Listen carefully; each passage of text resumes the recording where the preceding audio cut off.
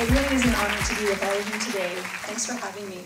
So to start, when I think about Eaton Arrowsmith School, if I ask the parents of Sam, or Callum, or Kevin, or Jeb, or Maggie, why did they decide to change schools? Why did they leave their home school, their public school, their private school? Why did a third of the students at Eaton Arrowsmith School fly from halfway across the world in order to help their children, all with learning disabilities, change their lives?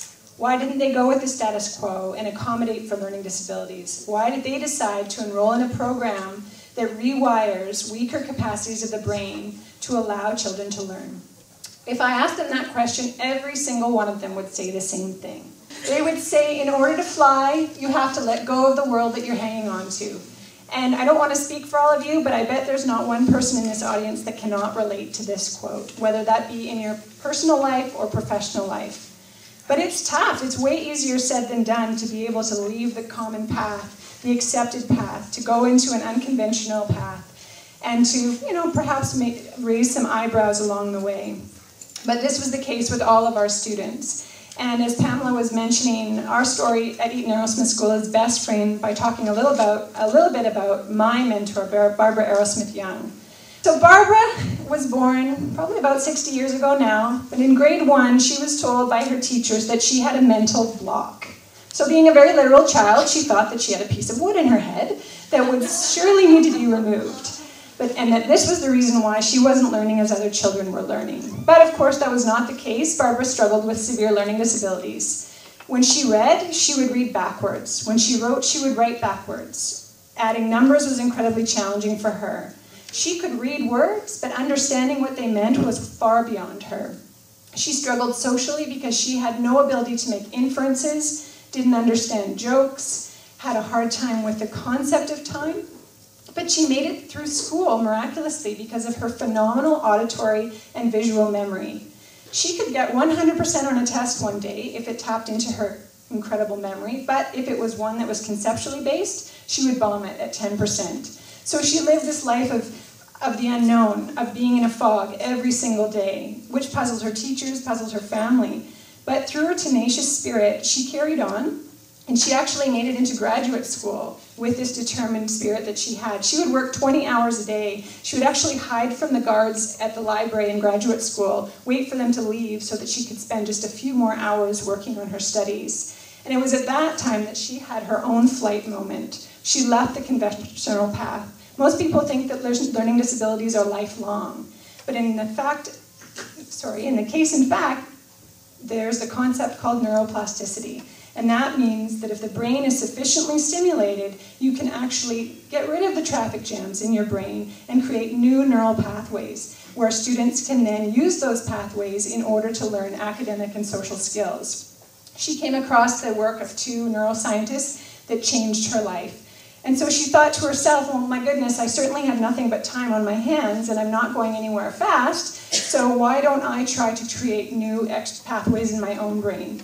So that was 30 years ago. She has since created a stronger brain for herself. She opened the Aerosmith program in Toronto 30 years ago now, and it's now in 35 schools all across North America, and it will be in Australia starting in January.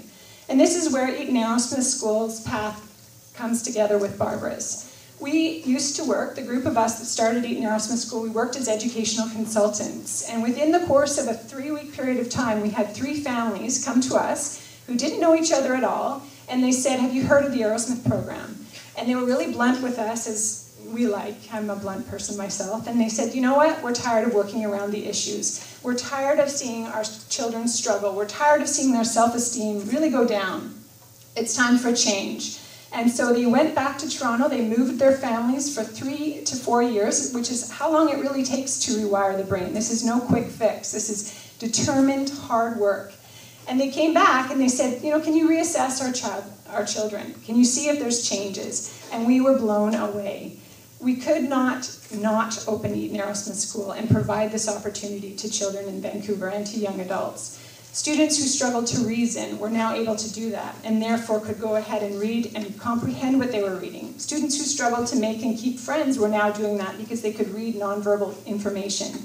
It was like our children, finally had the chance to dare to dream again, which is what so many students with learning disabilities struggle to do.